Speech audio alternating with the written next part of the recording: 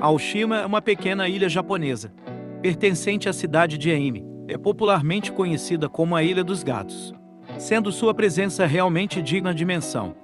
Ainda que não sejam moradores exclusivos da ilhota, a proporção é muito maior que a de seres humanos. Os números mais recentes indicam que a proporção já superou 6 e 1, isso mesmo para cada 6 felinos um ser humano. No passado, foi uma região de pescadores cuja população humana foi diminuindo sistematicamente. Ao contrário dos gatos, o governo de Ehime desenvolve um projeto, desde 2018, de castração e esterilização dos animais com o objetivo de conter o avanço deles.